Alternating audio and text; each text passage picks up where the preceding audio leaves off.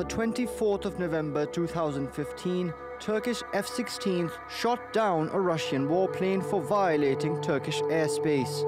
Russian President Vladimir Putin called the incident a huge mistake. Many Russians also called on the government to take punitive measures as an act of patriotism. If we, the people who want or wanted to visit Turkey, are giving up the tickets or decide to not buy them, it's a small act, but an act of patriotism. Soon afterwards, the Russian government slapped a number of economic restrictions on Turkey. Visas and business permits for Turkish professionals and companies in Russia were cancelled.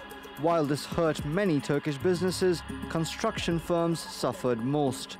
The import of fruits, vegetables and other products was banned.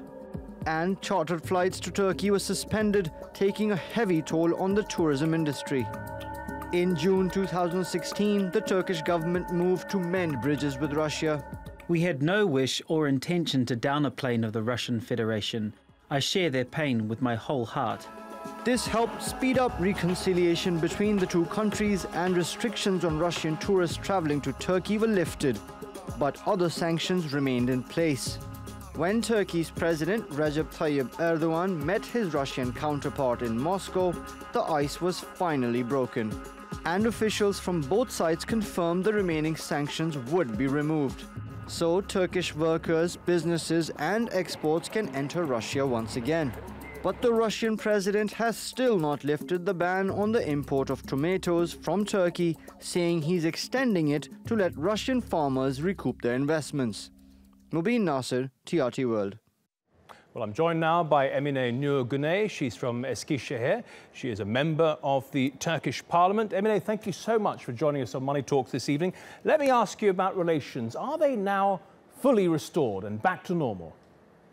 Yeah, we can say that Turkey and Russian relations are back on track. It is going very well. There is an improvement, and the first step for this improvement is to have cooperation in trade and diplomacy. These are the strongest steps actually for building a better understanding and cooperation for future. So it has been done already. You know that the sanctions, economic sanctions, are banned by Russia. Now Russia repealed the economic sanctions on agricultural products. It is an important step for future relations. What do you think brought about this rapprochement? Were Turkish companies lobbying the government, or what's the situation? How did we come to this point where relations with Russians have been repaired?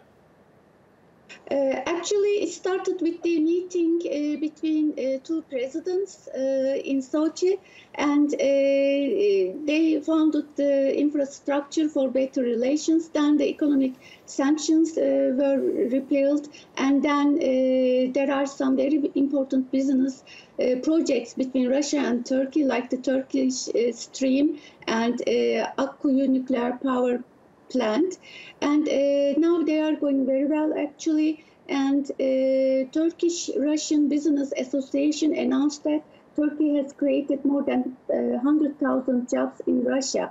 So, and there are lots of construction firms operating in Russia, Turkish construction firms. Sure, let me ask you about a very important export for Turkey. I have some ripe Turkish tomatoes here, and these are very, very important to Russia. Half of the tomatoes consumed in Russia were from Turkey. Why are they not included in this latest deal? Actually, tomato and cucumber are very sensitive agricultural sectors in all countries, but especially in Turkey and Russia.